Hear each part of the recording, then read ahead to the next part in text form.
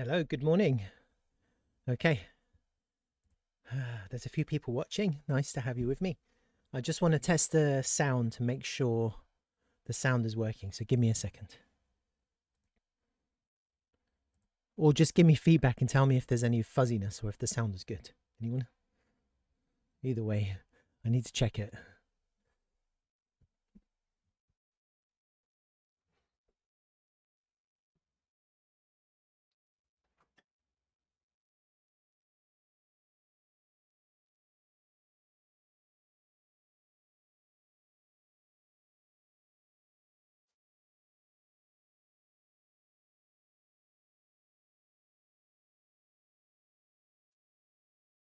Hello, good morning. Okay.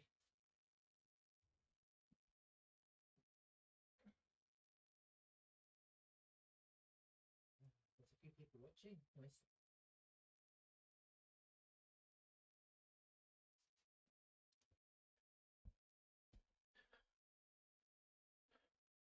Okay, I checked it. It sounds good. So welcome. Let me just adjust the screen. All right. Perfect. Let's get rid of this. Welcome. My name is Amir. I have a YouTube channel. Feel free to join if you haven't joined already. I'm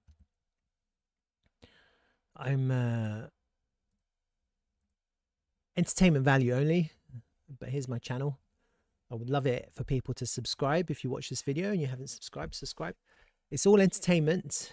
I do a weekly live stream. I look at BTC, sometimes some other charts.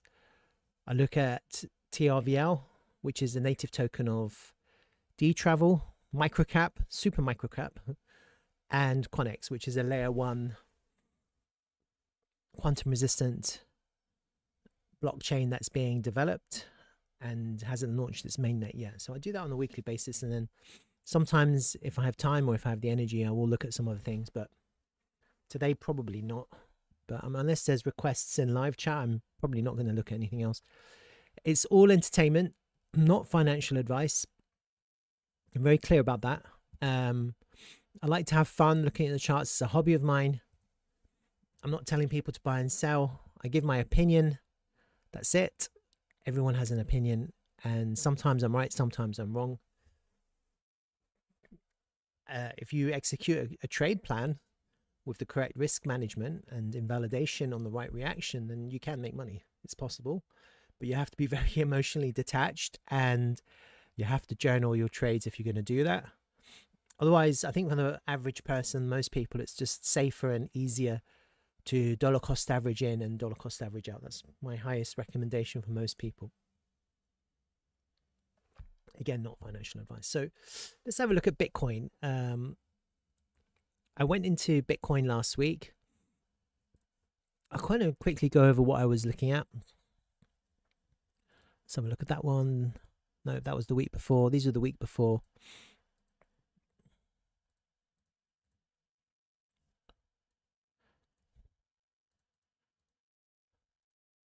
Kind of, this is what I was looking for initially, a swing short, lower high.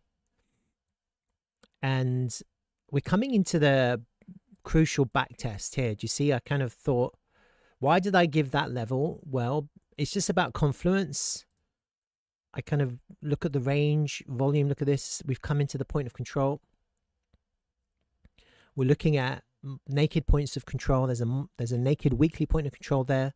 So that's a kind of a second level of confluence. It's hit the single prints. Do you see that? So it's come into the single prints here.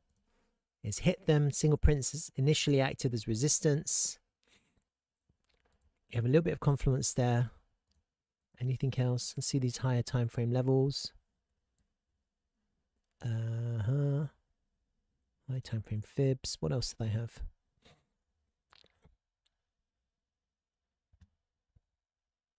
Just have a look at these. Can't remember. Quickly.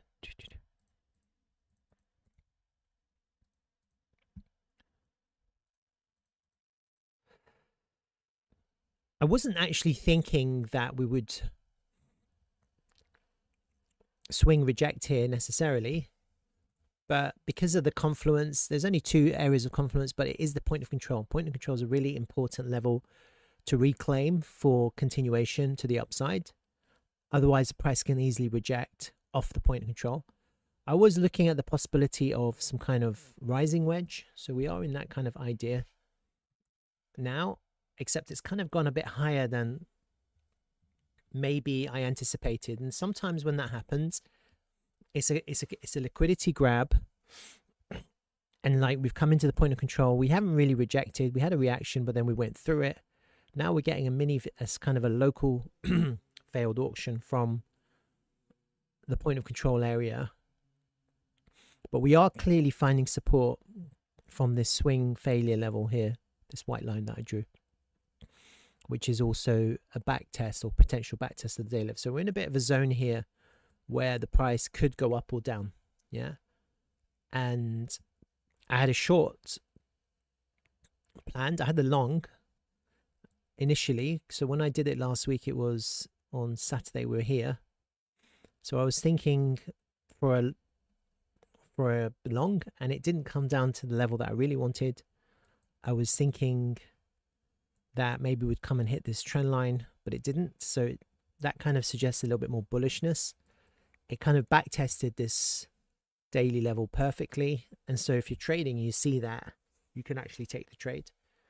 It's almost like that the lower level, which is a better level, is front run, because you have an invalidation. It's about a reaction and invalidation.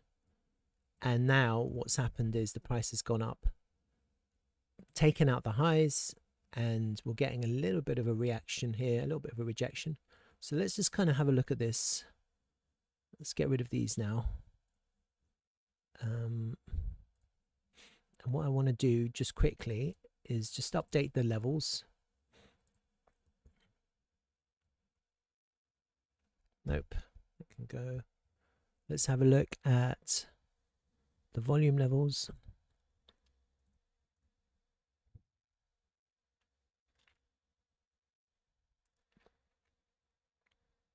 If I can find it. There it is. So it's good to update your levels every time you analyze the charts. Make sure there's no changes. Doesn't look like it. We're kind of into the point of control. We're washing it. And so when you wash the point of control, that's a really good sign for continuation. Yeah. We're not getting a bearish reaction off the point of control just yet, because we've managed to react and then go through. Usually when that happens, there's a possibility that we go higher. Yeah. Otherwise, the second time it goes, it does a lower high. It doesn't do a higher high. It goes for a lower high. And so naturally, when you're looking at this, you can see that we're above this level and we're washing the point of control. We're clearing the liquidity. We've come into the single prints and we're trying to find support here underneath resistance being the point of control. And sometimes when the price consolidates underneath resistance in a local uptrend, that's actually bullish, not bearish. I can see the volume hasn't changed. Let me have a look at the higher time frame levels. I'll start at the weekly time frame.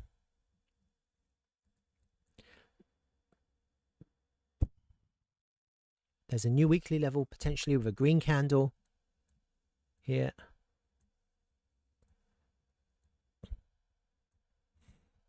Let me go to the daily time frame.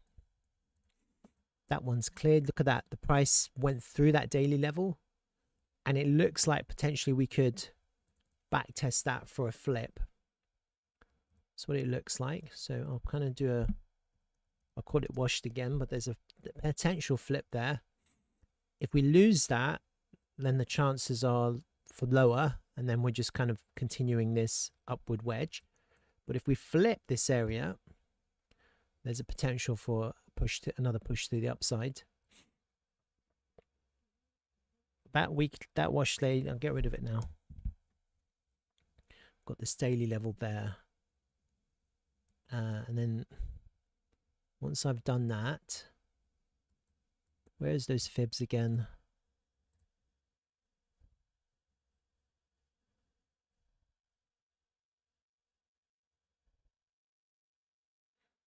Okay. I'm I'm going to have a look at these, do a full fib. Yeah, we're washing that. And that's kind of why I said that area too, because there's a 382 there. All right.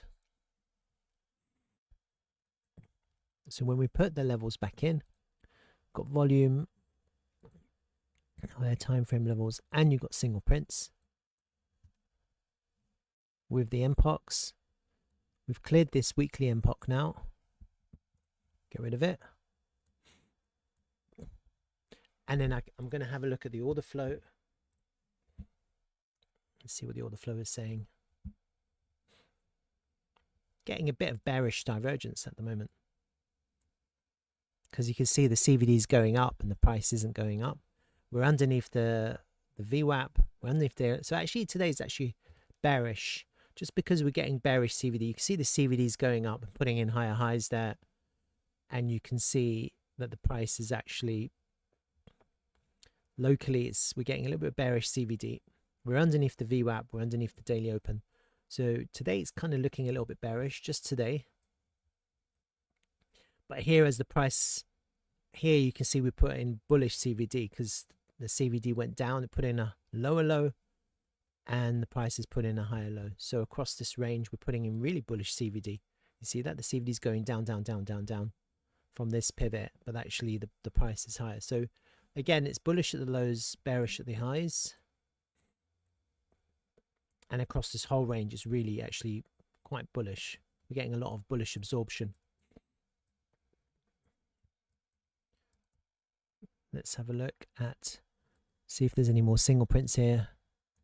Yeah, we have a few here on the way up. Let me just mark them out so I can add them. 92427 to 91636. And then we have 91427 to 91. Oops, no. 92596 to 92989. Is that right? Did I do that right? Yeah. Any more? Let's have a look. I have to go back a little bit.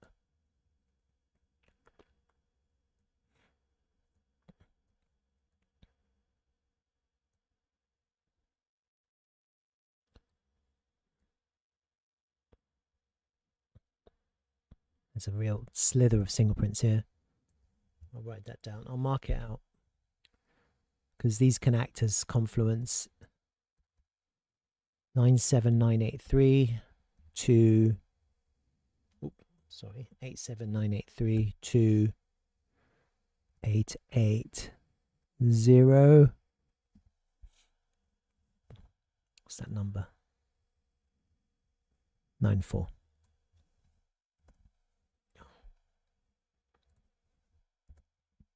We're done.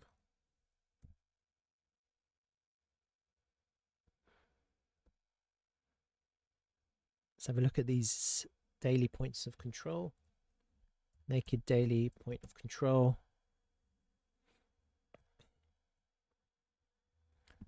We have a level just above us, which was 2 days ago, 96180.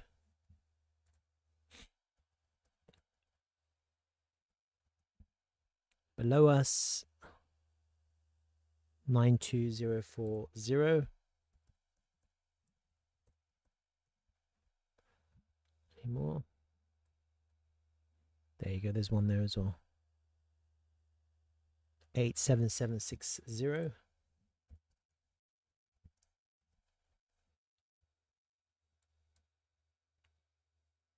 The rest are cleared. You can see that. Oh, there's one down there as well. 81940.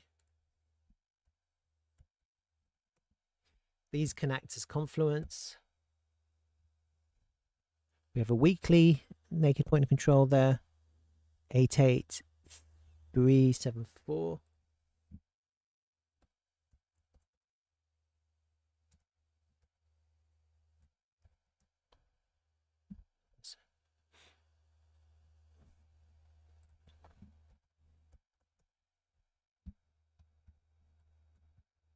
one here as well.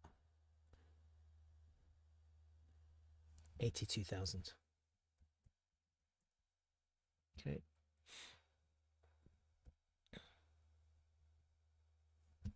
And go back to the profile, to the charts. Let's do it one by one. Single prints. Let's put the single prints in.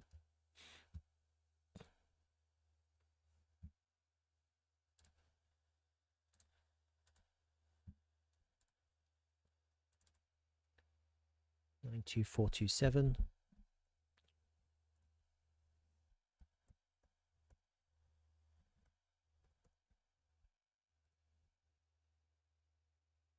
$91636.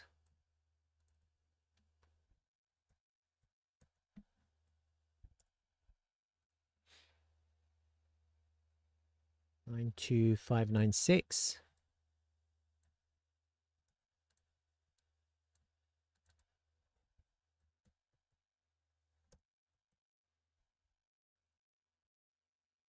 Basically one block there, isn't there? To 92989.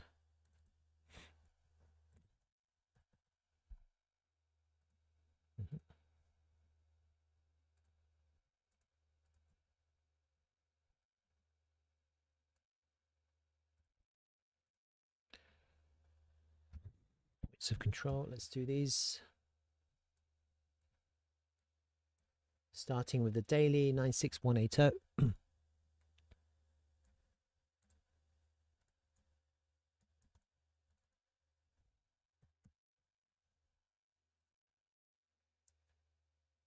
$92040.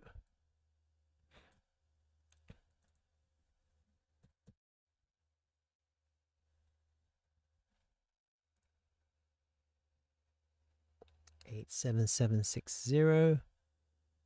We have that. We've got to have that already. And the low one, we've got that already. We've got those two already. And then the weekly, we have 88374.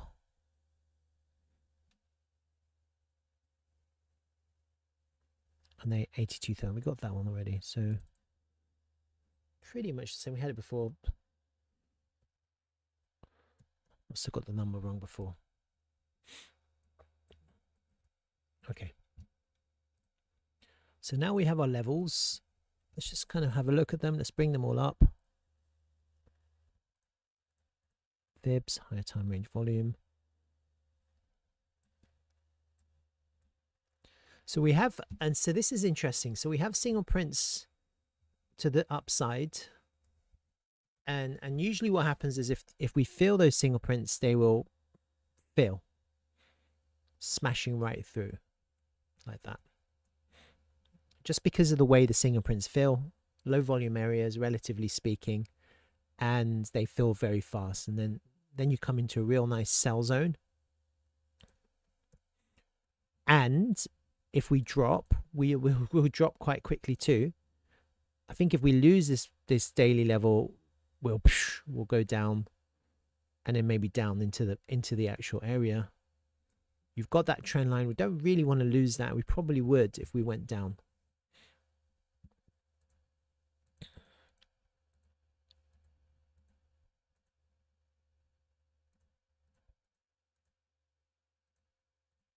Probably would. If we don't find support there. And there's no reason to find support off the trend line, just off one level. If we get a fast move down, it'll probably break and then go down, and then what you'll get is you'll probably get a reaction and then back test, and then we're heading for lower. So I think we're at a really critical part of the charts right now on this kind of flip, this daily flip. We lose that, then it's a failed auction of these highs, which is basically this trade idea that I had before.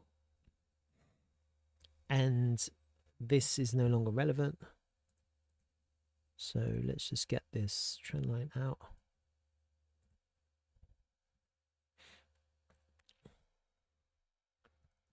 Let's get rid of the single prints now.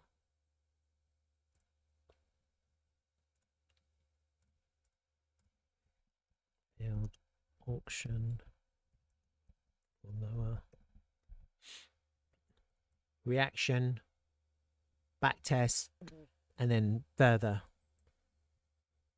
to lower prices.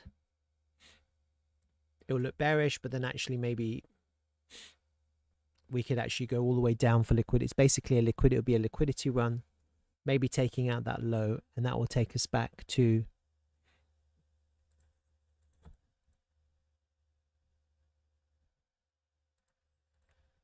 something I had before, like this one, except it's further along,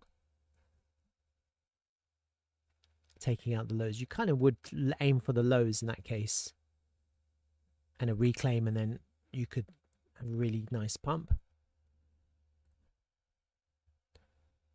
And maybe that would coincide with the Wyckoff idea, which I initiated before, which would be an ST in phase B going to take the lows. It's a possibility, not financial advice. Where is it? So instead of kind of going down from there, it would be from here. But you have to lose that trend line. And I think if we lose this daily level, then that will be a failed auction. Trend line break, and then you're heading for those lows, probably. And the entry would be a swing failure with a reclaim. Because you're coming into quite strong liquidity here. You're coming into a naked weekly, naked daily point of control. And some kind of monthly level. So you kind of have to reclaim that for confirmation, and then it would be more like this. Bam. And then bam. Maybe for a lower high. Kind of like at that drawing. But this would be prolonged. If that happened, then we're talking, that would be the ST in phase B. It would be quite a prolonged grind down. And then what I was looking at was more like this, was a type 2 accumulation scale. And then you'd be basically grinding in this area for an accumulation for a few months potentially, if this pivot low actually ends up being an ST in phase B. And so effectively what we're doing now is we had the AR here, and now we're just pushing to take the high, and then you have like a 5-wave move down, 1 2 3 4 5, into taking out that low. Effectively, let's get rid of that. This becomes like this.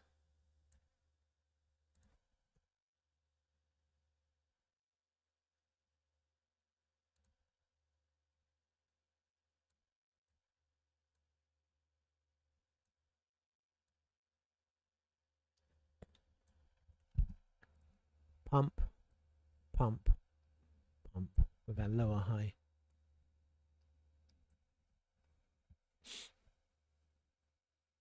Something like that. It's a possibility. Everything is possible. So let me update that.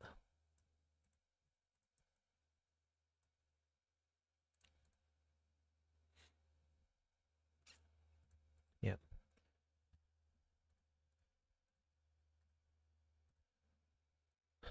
Otherwise, what happens is we go higher. Okay, and to go higher, we have to hold this daily level, this flip. Okay, so basically where we are now, we have to hold. It's really that simple. The minute you lose that daily level, it becomes a failed auction, and the shorts start to enter, the longs start to get liquidated, and we look for lower prices. And this is the one, this wash daily. We can hold that. We're underneath the point of control. We could get, if we get a nice consolidation here, bam, and then psh, and then we can push up, fill those gaps. And then if we do get that, then we are looking for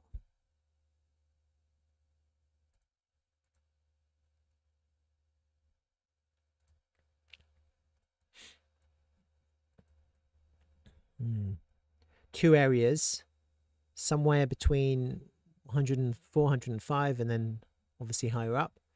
What's interesting, the great thing about the charts is that we have broken this out of trend line, so it is actually looking quite bullish now because we have put in a higher low, a higher high, as long as we can hold this area. But I think if we lose that daily level, then we could get a little bit of a liquidation to the downside, and I don't know if that trend line on its own will hold. The reason why I'm thinking this area as well is because I don't usually look at the moving averages, except just to see the momentum.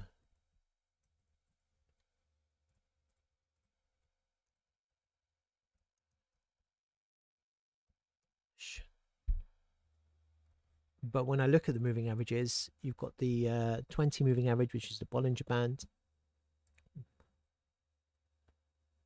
And I'm looking at the weekly. Look at that. You've got that one, and then I think it's the, is it the 50? One of them. Let me have a look at these and see which one. There's, you've got a bit of, and that's actually a bit lower than 104, 105, isn't it? Look at that. So you've got a little bit of confluence on those weekly moving averages, don't you? You've got the 50 and you've got the 20 right at the same point.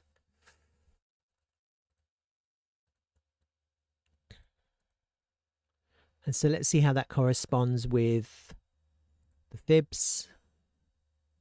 There's a higher time frame 236 there. Volume wise, it's in front of this high volume node, and there's no higher time frame levels. You've just got single prints. It's really hard to just assume that that's going to reject. What could happen is you could smash through, then reject, and then close underneath it, and then it could start offering resistance, and then you could put in a lower high there. It's possible. Alternatively, you push through and you flip that area, and instead of becoming resistance, those moving averages now on top of each other offer support. Yeah.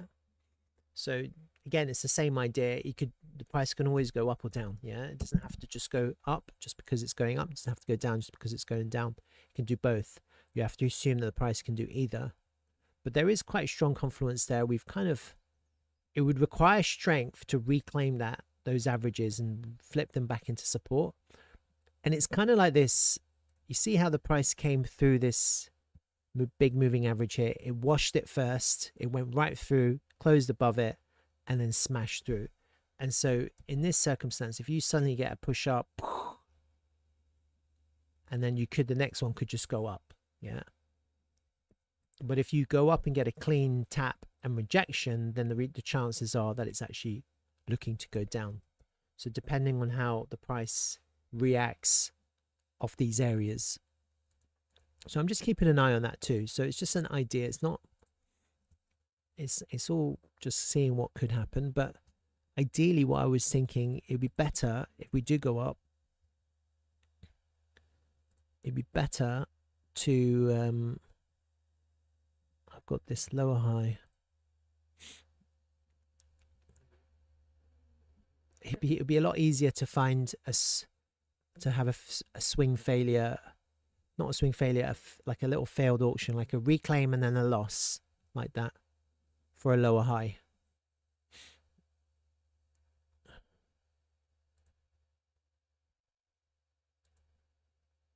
And then you're coming into my fibs.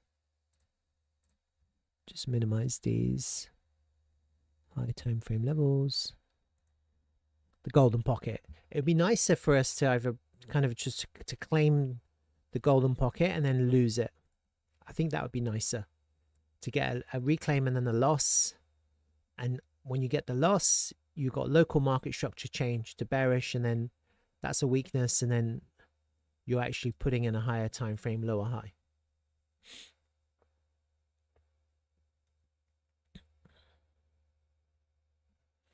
All right, that's kind of Bitcoin. That's it really. That's my Bitcoin update. So we're at a really just to summarize, we're at a really critical point in the charts. Hide these, and it basically goes to the idea of losing this daily level for lower, or consolidating here with bullish divergences for higher. And where did I mark that?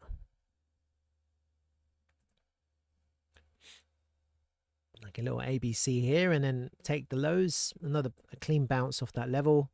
It shows us that this is acting as support. Reclaim the point of control. To reclaim it, flip it, and then we can fill those single prints quite fast. So little range forming here until we can reclaim the point of control, and then we have a chance of filling those single prints quite quickly and then pushing up, not necessarily in a straight go, but possibly pushing up to 104.5. kind of. That's when people get really bullish and actually they're buying into resistance, and then that's when these longs from lower start taking profit, and then everything falls back down. So that's kind of where I'm at right now. We're in a really important place. It is looking bullish, but things can change quite quickly, especially if we lose this daily level at 39,829. All right. Let's have a look at Bitcoin dominance. Yeah, it's kind of teetering at the same place.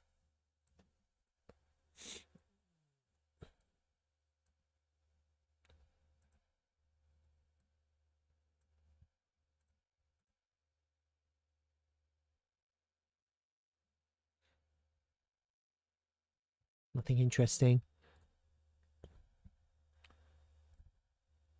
Now, something that I've been noticing or looking online and seeing online is a lot of people are calling for a mega alt season. So everyone expected a mega alt season last year, and it didn't come. And so what does that mean? It means that sometimes when it's really bearish, that's when it really happens. Sometimes when it's bullish, it doesn't happen, and when it's bearish, that's when it happens. I have no idea. No one really knows, but it's just food for thought. It's nice to, if I can find it, hold on. I'm trying to find it on my X account. Bookmarks, there it is. I'm going to pull it across.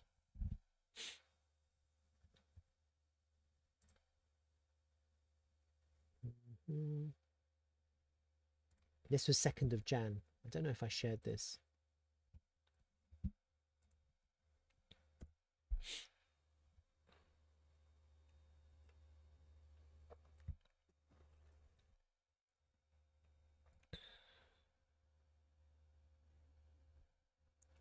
There's bullish divergence on the MACD, higher time frame, and you've got this kind of higher time frame trend line break. What else is there? Let's have a look.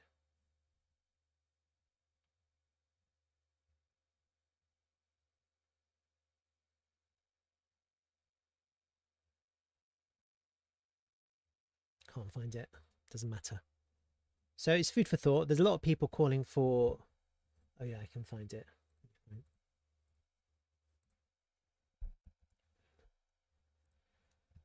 I can definitely find it. Hold on, because I know I shared it.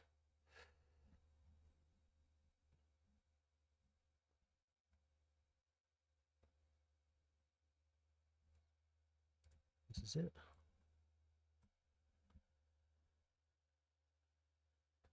"15 years of history tells us Bitcoin is about to go parabolic." Who knows? But it's interesting. Huh? I don't really understand these business cycle things, but who knows? Maybe at least halfway. Here's another one. What people call dead altcoins usually looks like this first: long compression, endless boredom, failed expectations. That sounds like QANX and D travel, huh? TRVL. Rotation doesn't start with excitement, it starts when most stop watching. Breakout zone, same time. I don't want to listen to him. So he's calling for altcoins versus Bitcoin. Look at this. At least halfway, yeah? It doesn't necessarily have to do the same thing and go to the highs, but at least halfway. You could get a... This is Ethereum versus Bitcoin. This is altcoin versus Bitcoin. He's kind of doing some kind of commentary here. Who knows? Maybe. It's interesting. I like to look at these things and imagine possibilities. It'd be nice, especially for those who are just hodling and are just watching this for entertainment value and nothing more. Obviously, when you're trading, you have to have a trade plan. You have to execute correctly. Very different. And if you are hodling and you're kind of getting a little bit excited, then maybe add some more. Dollar cost average more, not financial advice, but we're at a really important area here. I'd like to see what happens next. We'll have another look next week, see what happens next. Yeah, do we kind of hold this area for consolidation underneath resistance until we can flip it and go up, or do we lose this daily level and lose that trend line and then kind of really head for this lower pivot, looking for an actual real Wyckoff accumulation, a genuine Wyckoff accumulation? Who knows, right? It's anyone's guess. Let me bring that up again. Not that one. I should delete some of these now for a real back test of this trend line.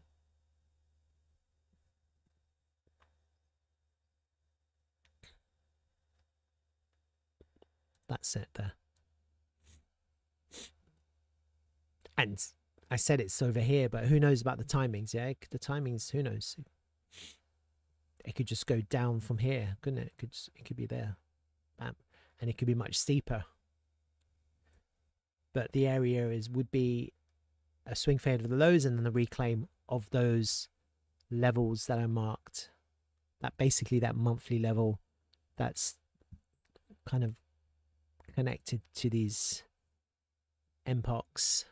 That's what you really want. You want a swing failure and then you want to reclaim.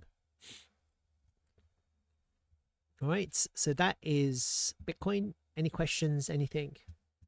Post it in chat or underneath this video when I edit it. If you like this video, I appreciate a share or a subscribe on my YouTube channel. I'm slowly getting to 1,000. It's going slow, but you know, persistence and perseverance and good vibes, I will get to 1,000, I'm sure, eventually. All right, that is Bitcoin. I'm going to move on to the next token I'm going to look at now.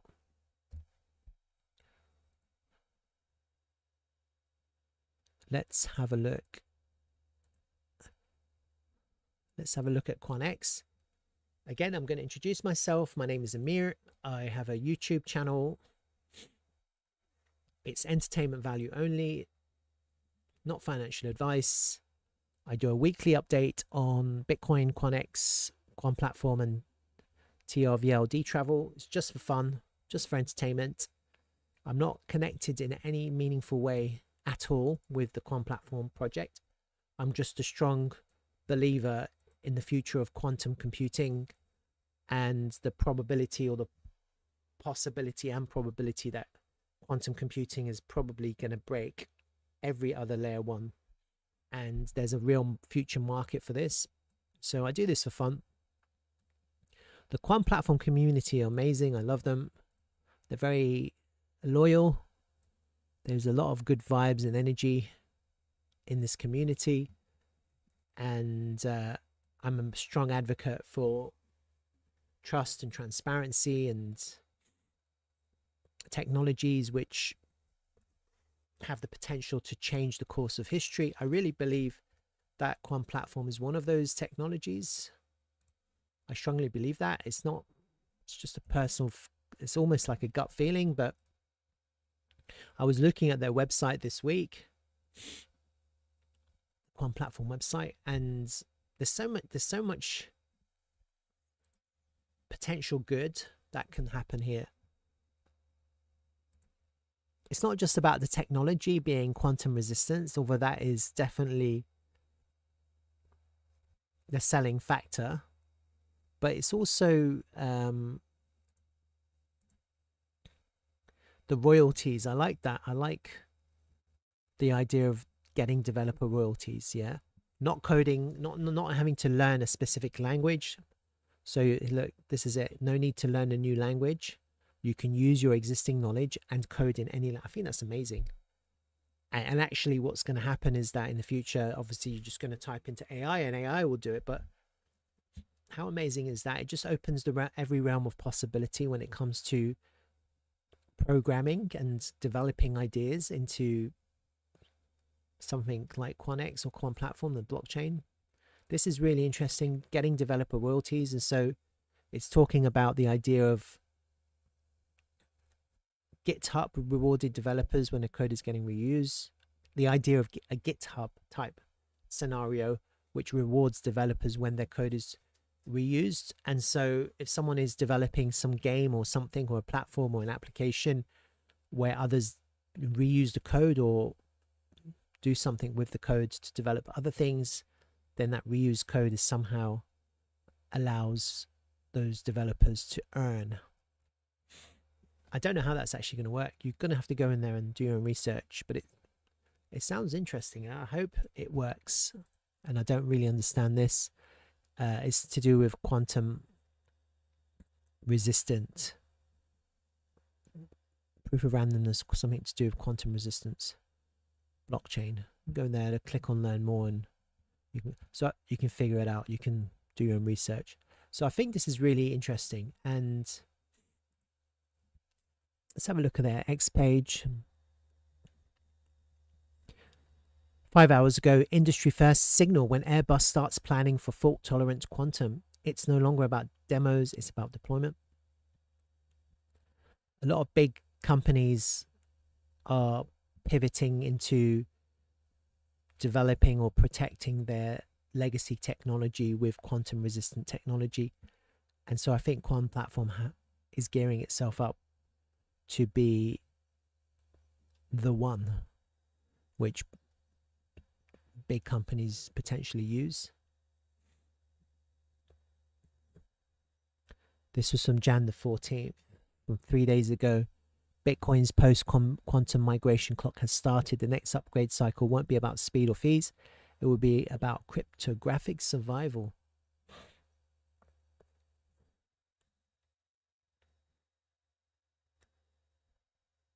And this is Jan the 9th. So I think I've already looked at that.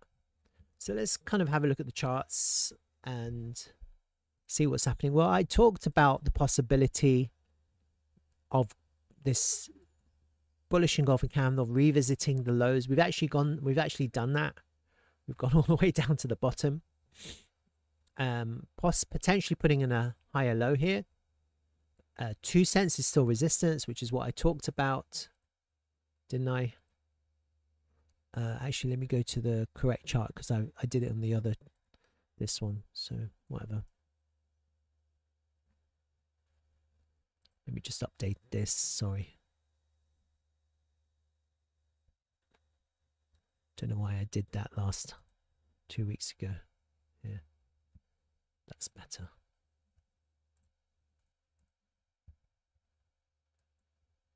So as always, I'm just going to update the volume as well. Let's have a look at these. So who knows? Possibly, yeah. Bearish buy, and we've got this expanded flat idea.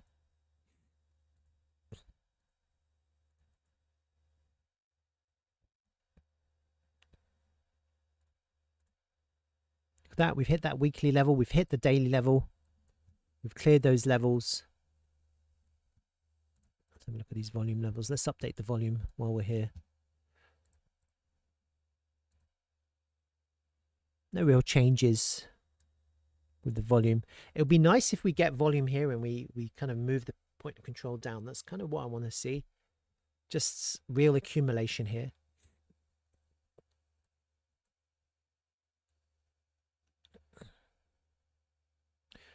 I think we're coming into a good area to accumulate.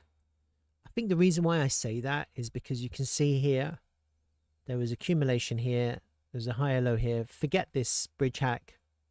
Just ignore it for a second. And this is kind of We haven't actually entered into this area, have we? But somewhere around here, kind of slightly higher than this area. And actually, that's the pivot, isn't it? That's the pivot, the value area low. It does depend on Bitcoin. I think it's really important to note. So if you haven't looked at watch my Bitcoin video, just go on my Bitcoin video from today, or go earlier on this live stream, or just wait for the Bitcoin video to come out. If Bitcoin dumps just because of the way the market works and the way the market moves together, the altcoins will dump. Yeah, it's just that becomes an opportunity, but that does mean we go lower. And so if Bitcoin now starts to pump, then we could get a push to hit that point of control. If Bitcoin now kind of dumps, we could go down again. It's possible, and hit that value area low. No one can predict that. And at the moment, it looks like Bitcoin is deciding what happens. And part of what's happening with Bitcoin is to do with global news. I think something that's interesting, or something that's worth considering, is this situation in Iran. And I should have talked about that in my Bitcoin video, which I didn't. I'll talk about it here because obviously the QANX enthusiasts are more excited in my streams. So every time Iran or Israel had a kind of tete-a-tete, the price crashed, didn't it? Let me just have a look on AI. When did Israel and Iran exchange missiles? Let's have a look. In the last 2 years. Let's have a look. Let's see what AI says. It's at least twice, huh? You had that 12-day war situation, and then you have the initial direct exchanges. This was it, yeah.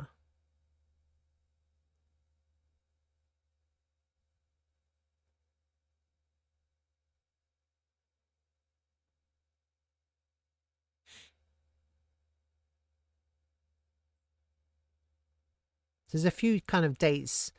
I think every single time that happened, the price of crypto crashed, and then it was the pivot low. Yeah, that's really what it was. And so I could kind of go to April the 13th. Let's have a look. Let's go to the week. Let's go to the weekly time frame. 2024. Let's have a look at this. Let's just hide this.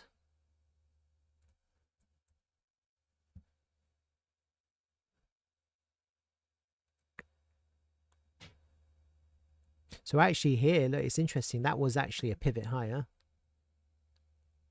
The QANX was pumping, and then that happened, and then it just went all the way down. Oof.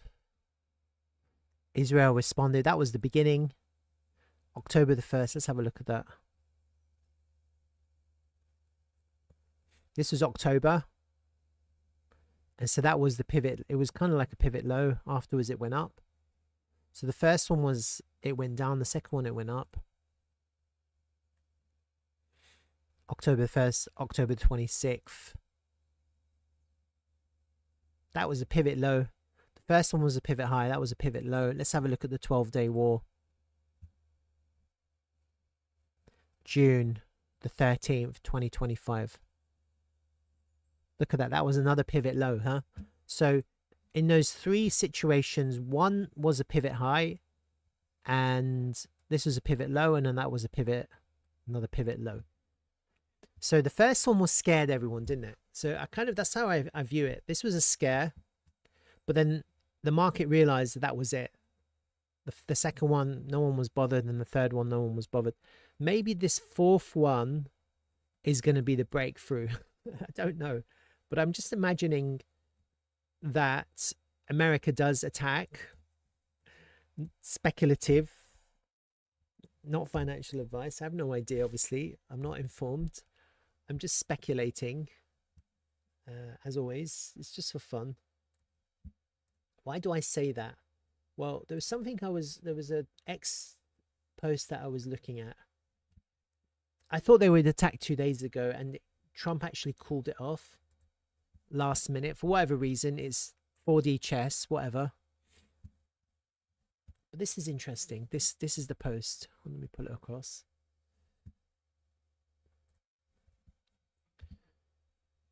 "168 hours. The Pentagon just told you exactly when the strike happens. You weren't listening. USS Abraham Lincoln, 7 days from strike position. USS George H.W. Bush, 10 days from the Mediterranean. Al Udeid Air Base evacuating personnel. Trump, the killing has stopped. This is not de-escalation. This is the countdown. Here's the mechanism no one is tracking. You do not clear 10,000 troops from your largest Middle East base for a diplomatic resolution. You clear them when you expect Iranian missiles to hit that base. The Udeid sits 200 kilometers from Iran. Shahab 3s reach it in 4 minutes. The evacuation is not retreat. It's battlefield clearance. The US is removing its hostage pieces to unlock the heavy pieces. Now, the kill shot. Iran just imported 5,000 Iraqi militia fighters to massacre Iranian protesters, etc. I think a war is coming, a big one, huh? A big war is coming, and it's going to be a deafening killer blow to the regime, to the Iranian regime. Now, so that post was posted January the 16th. That was yesterday. It's January the 7th. This is saying what, 10 days for the second ship to be in position? 168 hours. Let's just go back to AI. 168 hours in days. What does that say? 7 days, huh? It's saying 7 days, but actually this one is saying that the USS George H.W. Bush is 10 days from the Mediterranean. So let's just assume he waits 10 days. From yesterday, that's 9 days from today.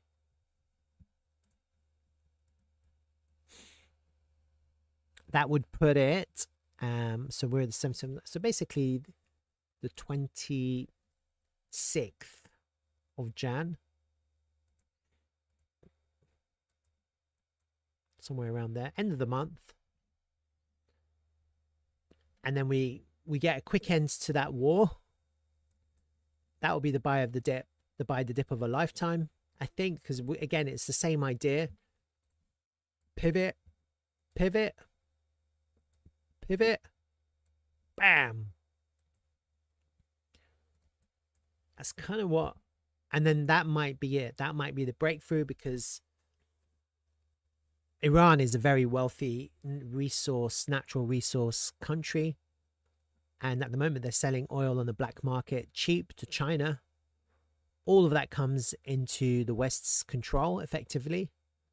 And also, it removes a major ally from Russia. So it puts pressure on Russia as well, because now Russia isn't getting these drones to use in its wars. So there's a lot of things happening in the real world geopolitically, which could signal a crazy bull market this year. A lot of things are happening. And I think if we do see the end of this regime, that's going to be positive. And if that puts pressure and Russia ends up negotiating some kind of long-term ceasefire, it's all positive if that all happens this year.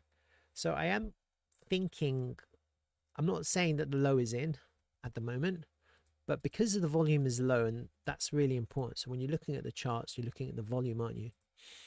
The volume is low, isn't it? It's still low. And because we're not seeing that crazy volume, there's no reason why we don't take out that pivot low again for a final pivot low explosion. It's possible, huh? Whereas this is also possible to make a pivot. I think this depends on Bitcoin. It depends on Bitcoin. There's a lot of geopolitical factors. We do need to see a strong high volume break of roughly around 2 cents, yeah? And that would be really nice, because once you break 2 cents, however it happens, with volume, have a nice back test, and then we're out of here, aren't we? It's like a higher time frame failed auction, and probably then we can start moving quite quickly to the upside. Bam, bam, bam. I think then the market has totally changed, and we're no longer going down. We're going to be pumping up, up, up. So I think when you're trying to accumulate, because the volume is low and you're obviously not trying to buy large amounts at once because of the slippage, it's probably a good area to start dollar cost averaging in. Do we just take out these low one more time for a swing, another swing failure, or do we go and hit the value area low, which would be nice too? But then you do want to see explosion. We do want to reclaim 2 cents. We do want to smash through the point of control, and then we do want to move all the way up to the value area high. I think once that happens, then we're back into the higher time frame analysis I did 3 weeks ago. Yeah. But I mean, I think if we do get back into this kind of this lower trend line, for me that becomes really bullish.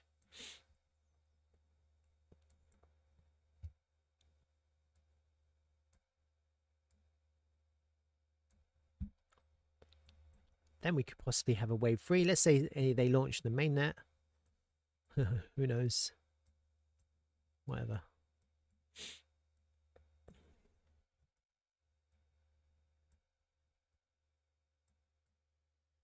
We don't really know what's going to happen, but right now you can see that we've lost this trend line. If you can get back into that triangle, that's really bullish. You could just smash through. Huh?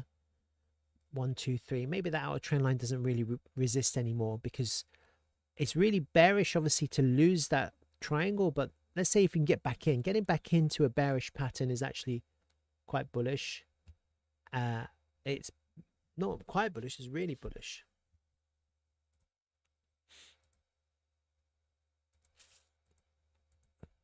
Reclaiming the point of control would be really bullish, or putting in a lower point of control. So that's kind of where I'm at right now. I think Bitcoin is going to determine a lot of things. Just keep your eye on Bitcoin. But the other thing that we're looking for, so I'll keep those. Let's just call that.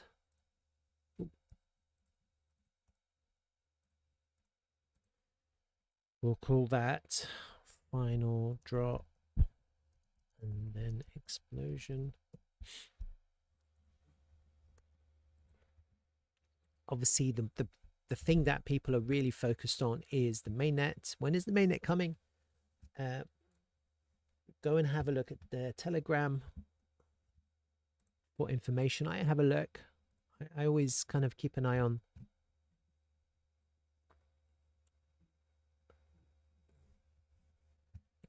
the Telegram channel to see what's going on, see what people are saying. This is the unofficial trading channel.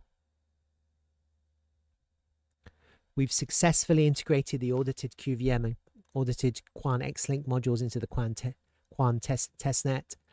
As a next step, we're migrating the whole underlying QAN testnet infrastructure from the traditional setup to whatever this is.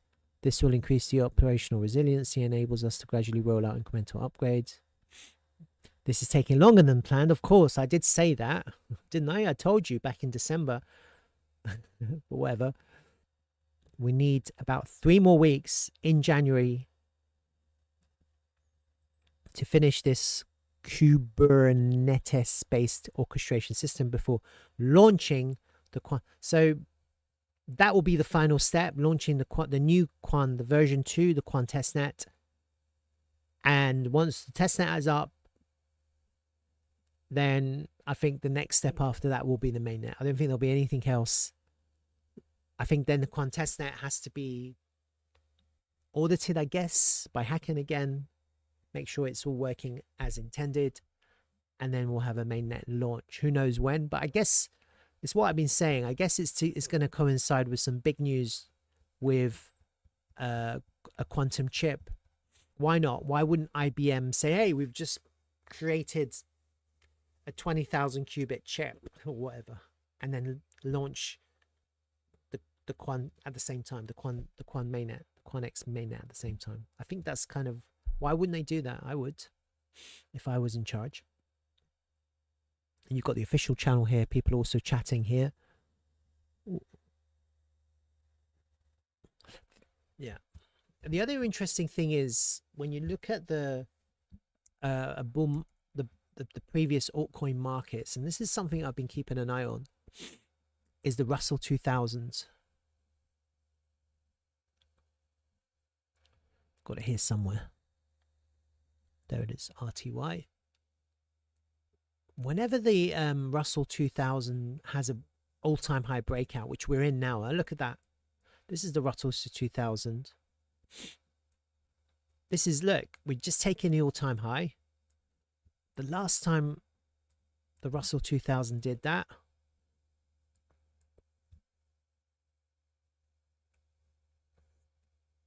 that was the let me just delete that.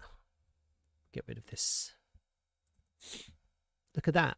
It took out the all-time high. This was November 2020. And then that's when altcoins went crazy parabolic. It was here, wasn't it? Look, see that? That was the crazy alt season. That was after the Russell 2000 was able to cleanly break the previous all-time high. Every time it does that, you have a crazy run. There, that was the same thing. Look, December 2016, and look how it ran, didn't it? It ran. The altcoins, there weren't so many back then. And so we're in a really important stage here now where the Russell 2000 looks like it's doing the same thing. And we might get the same kind of behavior where we get a little kind of pumpy pump on the Russell 2000. That's risk on. And we may get, it is possible we get a crazy alt season. I should have done this in the Bitcoin video. I haven't done it yet. So I'll do it here. The QANX video. So there's a lot of things that align. It's almost like the stars are aligning, aren't they? Very interesting. So that's my kind of platform QANX update. I think we're in a good place now for continued accumulation. Just looking at these higher time frame candles, I'll just quickly have a look at them. Have a look at the weekly candle. Last week was a lower close. This could be a doji. If this is a nice doji, then maybe next week we can go up. We can have a nice reversal here. We'll have to see how the week closes. And obviously you've got this monthly candle. Last month was actually quite nice because it was like a swing failure of these monthly lows. This month is just kind of filling in the gap. If we don't close lower, we don't really want to close lower. If we don't close lower than last month, then I think next month we're going to get a really nice strong green candle here. That's what I'm imagining. If we don't close lower, I don't want us to close lower, but if we don't close lower with a buying tail, maybe a higher low, then we could have another swing failure, or we could have a higher low and smash up. That's kind of what I'm imagining on the monthly time frame. So I do think we're kind of somewhat putting in a pivot here. I don't know how low it's going to go. It's not the place to sell. It's going to be the place to buy. Not financial advice. All right. That's my Quan platform update. I hope that helps you enjoy life a little bit. If you haven't subscribed, please subscribe to my YouTube channel. I'm trying to get to 1,000, and obviously I'm going to cut this video up, and then when I post it, feel free to share it later. All right. Any questions?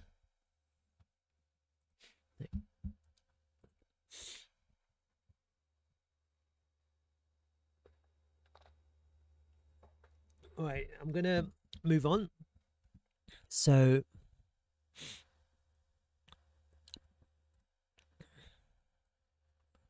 let me talk about D-Travel and TRVL. Who am I? I'm Amir. I have a YouTube channel, not financial advice, entertainment value only entertainment, just for fun. I do a weekly stream. I analyze Bitcoin, TRVL, which is native token of D-Travel, and QANX, which is a native token of Quan platform. I do it every other Friday or Saturday. This week's been, last couple of weeks it's been Saturday, and I have a playlist here of D-Travel videos. The last like 3 or 4 or 5 are quite relevant, so if you haven't watched them, you can go and do your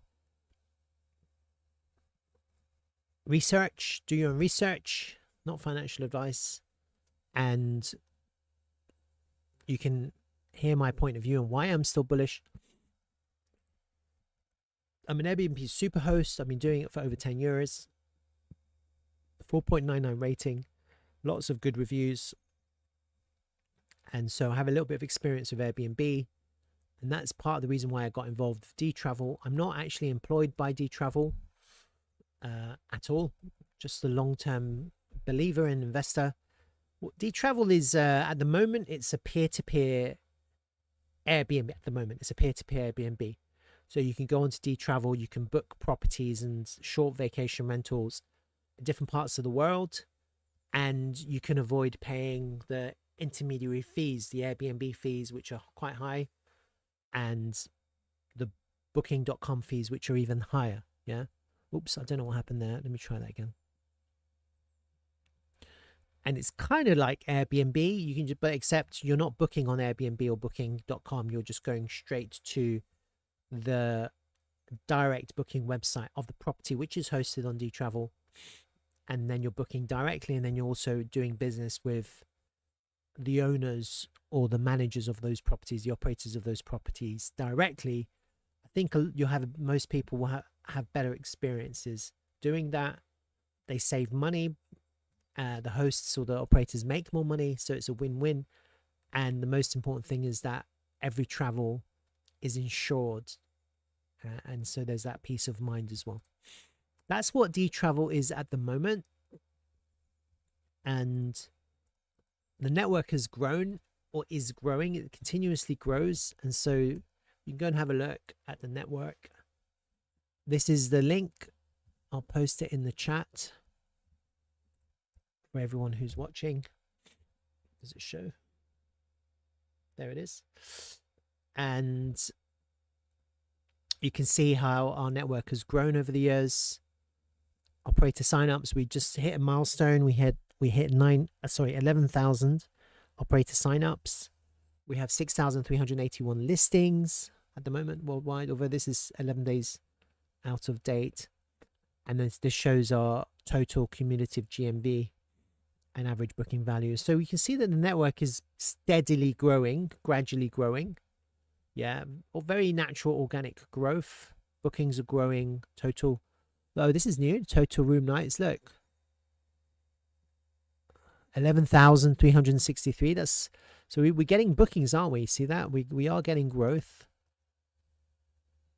Total bookings 1,721. So this is good. This is good data. And what's happened in the last 4 years or maybe 5 years is that the value of TRVL has collapsed. Okay. And this last year, there was a complete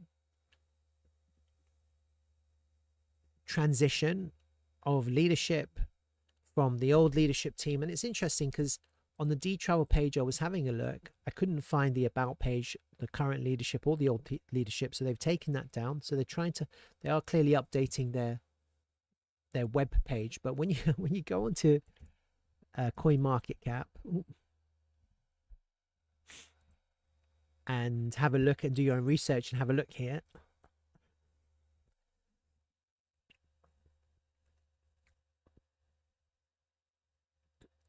you can actually see some old information. And I'm just going to bring it up now. It's quite funny. Where is it? I saw it the other day when I was looking. Where is it? What do I have to click on to find it again? How far do I have to go? Oh my God. It's always harder to find things when you're under pressure. News? No. Oh, this is CoinGecko. No, I want CoinMarketCap. Yeah, CoinMarketCap is the one. Yeah, not CoinGecko. CoinMarketCap.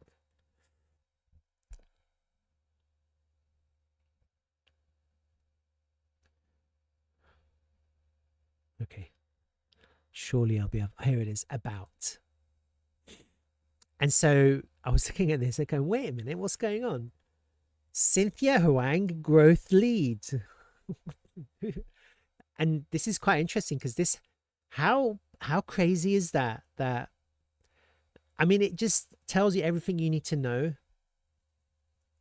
about the previous leadership, because Cynthia actually became the CEO, but in all of the time that she was CEO, she didn't even update this page. because she became the CEO and didn't update this page. She left herself as growth. And that just goes to show you how poor the previous leadership, i.e. Cynthia, and were, especially when it comes to crypto. Crypto, the first thing you do, any crypto investor, the first thing they go into CoinMarketCap, they have a look, don't they? That's your diligence, your due diligence. And what do you look at? You look at the max supply, you look at the volume, you look at the market cap, you look at the number of holders, you look at the distribution, you look at the circulating supply. That's your research. Then you go and have a look. You go and look at the team, you go and look at the investors. And look, they haven't even updated the investors because those new investors, they haven't even put them here. You have a look, you do your research. And here, like, if anyone is doing their research, you're going, wait a minute, what's going on? Who is this person? This is the CEO, but they haven't updated. But even now, we have this team is completely changed.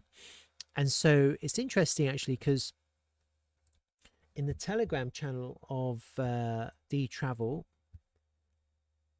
I was just thinking about it. And in Telegram, you see what's happened here. The new CEO, Eric Pace, he's been extremely proactive. And he made a post yesterday. He talked about following up on this week's Q&A. And I'm going to talk about that. He says, I've been reflecting on feedback regarding TRVL and thinking about some ideas about how we can breathe energy into our new direction. Just to reiterate, our primary focus is launching the new travel app. Real user adoption is the only thing that creates sustainable long-term value. Once we have that network growth, we will redesign the tokenomics to match it. See that? However, we don't have to wait until then to act on some immediate initiatives to help restore confidence, realign incentives, and fix the current supply structure, the circulating supply structure. And look what he writes here. I'm holding a community discussion on Monday to discuss specific initiatives. And so now he'd like to hear feedback and any alternative ideas. This is our opportunity to give feedback. You can go into Telegram and start posting your ideas. This is great news because for the first time ever, we have a team, we have a leader, we have a CEO who is listening, engaging, open to the community for the first time. It's the most radical shift in direction. The energy has changed, it's shifted. It's almost like we have new life. It's a breath of fresh air, really. It is, isn't it? Like, for everyone who's been like struggling and panicking and worried because there's been no communication, all of a sudden you've got CEOs saying, hey, I want to hear what you have to say. I want to listen to what you're saying. And look at this baseline. CoinGecko CoinMarketCap needs to be refreshed and updated. That's not an initiative. It's a hygiene fix that we are executing regardless of the initiatives that we land on. So that just goes back to this page, which the previous leadership, i.e. Cynthia, didn't update. And so these are some of the changes that this new leadership are doing. They're making things right. Yeah, for the first time, they're now saying crypto is important. We can't just ignore crypto. We can't just forget about it. And I think if we had that attitude from the beginning, we wouldn't be in this situation now. But as always, I would say that maybe this was for the best. Maybe it was for the best that the leadership changed, and maybe it's for the best because, and it goes to the Q&A from last week. And so if you missed it, again, go back to Telegram and have a look, because for the first time, you have a CEO of a project which looks like or appears like it's on its knees about to collapse because the token has collapsed. And you have a CEO who's interacting, engaging with the community. Okay. Here it is. This is last Monday. Hey everyone, happy Monday. I've been reading everything and wanted to kick off with some acknowledgements. Instead of replying piecemeal to dozens of messages in chat, I'm going to reset the frame, explain how I'm thinking about this, and we'll categorize the Q&A into 4 or 5 categories. There's frustration, anger, skepticism, and also some thoughtful, serious questions. All of it is fair. So he's acknowledging everything, all the emotions, all the anger, all the doubts, etc. He's not discarding anyone's opinion. And I think that's really important, because I think the previous leadership would discard a lot of opinions because they had this tunnel vision of themselves being wonderful and great and knowing everything. And here you've got a leader who's saying, hey, wait a minute, we can't just ignore the community. We have to be open to what they're saying, because actually ultimately it's a community project. It isn't an ego. It isn't my ego that I'm trying to grow or boost. He's basically, that's what he's saying. He's saying we're in it together. People are badly down, or down badly. Expectations were not met or well managed. Correct. The project didn't compound into lasting value.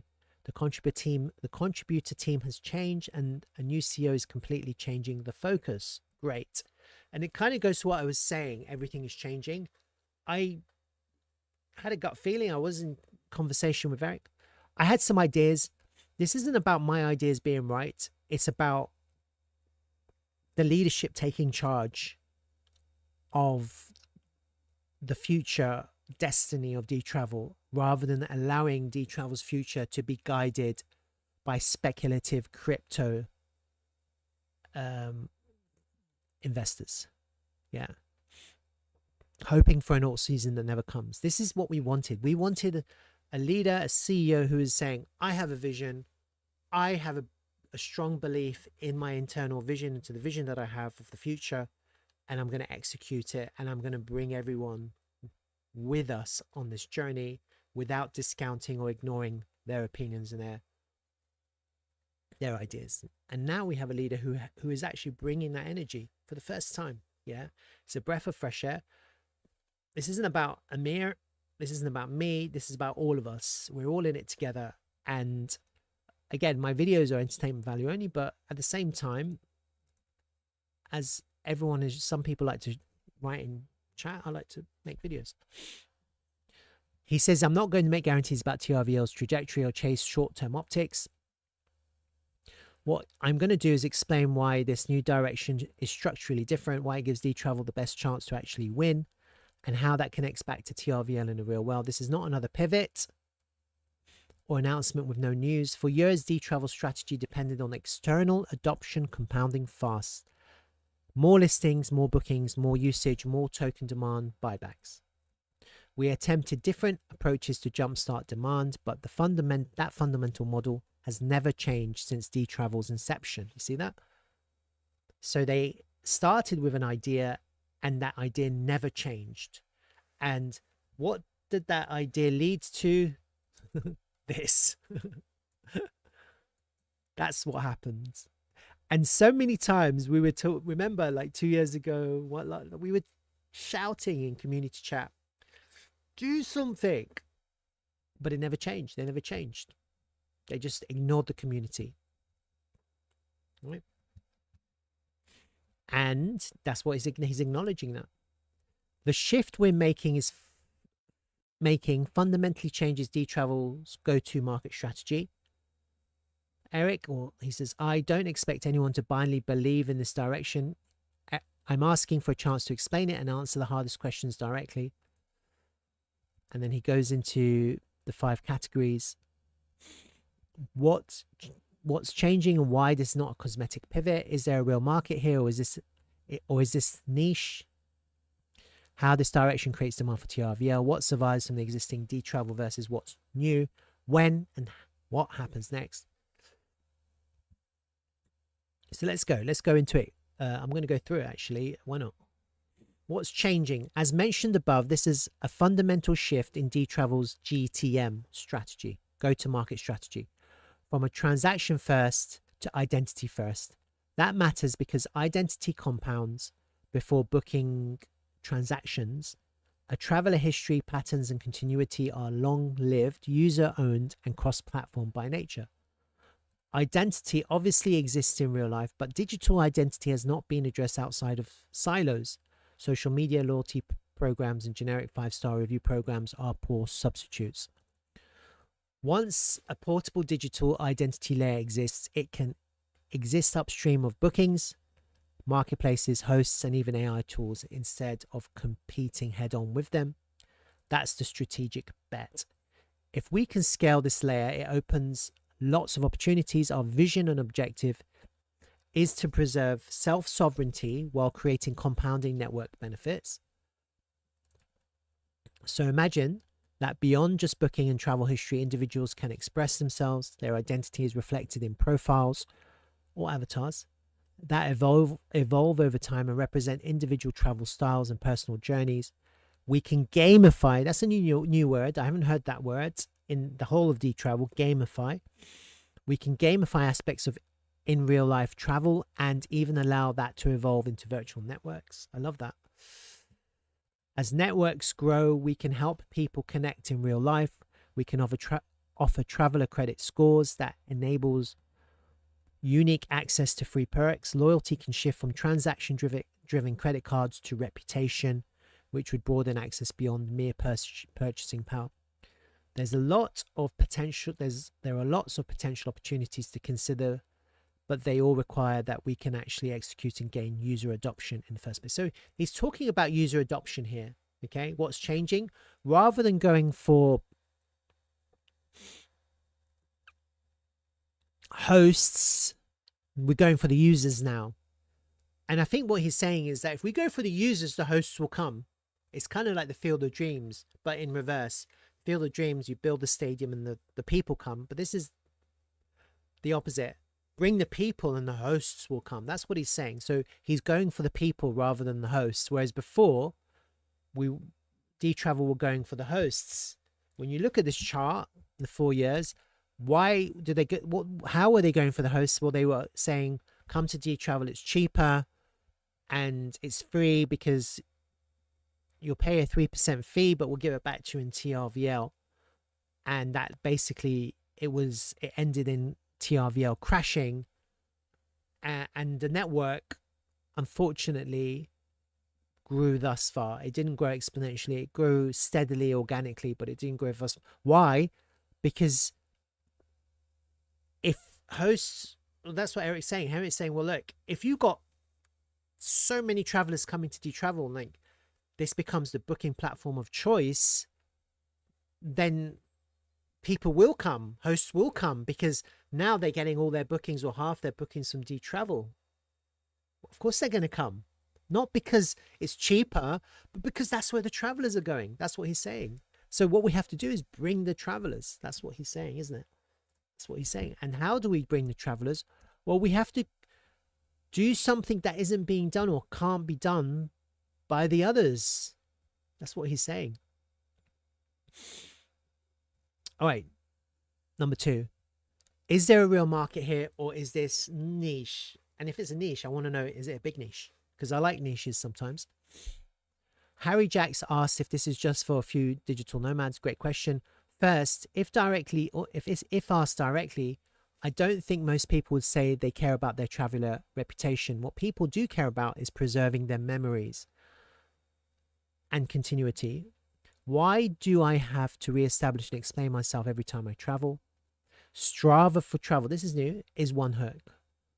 And if people don't know what Strava is, it's an app where you can run, physically run, and it kind of keeps track of your history on maps, and that's social. Strava for travel is one hook, but we'll explore others to gain traction and broaden appeal as the network grows. Second, I don't think nomads are still niche market. Some projections estimate that 30% of the global workforce will be remote by 2030, with geographic boundaries and careers being much more dynamic. There's an opening for new identifier primitives. Even if you don't buy that argument, nomads will only be our initial focus. D-Travel's vision is to create a compelling product for all segments.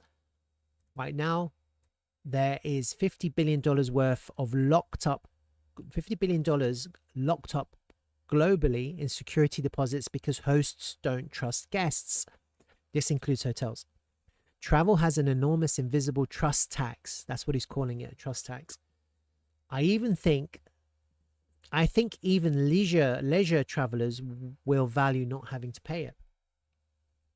Finally, travel apps like polar steps, fine penguins, and fog of the world, have gained significant traction with broader traveler segments. These are geared towards preserving memories. Strava proved that 100 million people will obsessively track their data if you give them status for it. In parallel industries, we see millions of people uploading grocery and shopping receipts to apps like Vector Rewards and facilitating billions of transactions by fundamentally altering the friction to reward ratio inherent in loyalty programs. We are planning to capitalize on human behavior to solve a multi-billion-dollar financial inefficiency in travel. So he's identified a problem that isn't being addressed or is not easily addressed in the closed silos of Airbnb, etc., Expedia, Booking.com, whatever. And he's saying that if we can solve this problem because of the human connection, the emotional connection to preserving memories, that will attract the market that we want to attract. That's what he's kind of saying. And it isn't a small market. It's not a niche market, because he's saying that by 2030, it's probably going to be somewhere around the 30% of the global workforce. So it's not small. And at the same time, he's solving a problem where there's a $50 billion plus tax, invisible trust tax, he calls it. And if D-Travel can eliminate that trust tax, but still provide the trust that's required between the traveler and the destination, the operator or the host, then we're doing something which can't be done or hasn't been done. So he's identifying the market, isn't he? And he's explaining why this market can be resolved, or not resolved, but why we can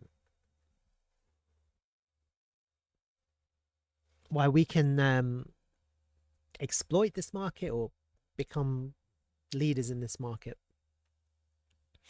Because he's saying that Strava has proved that 100 million people will obsessively track their data. So what we want to do is get people to obsessively track their data, their travel data. Now, number 3, how does this create demand, new demand for TRVL? Great question.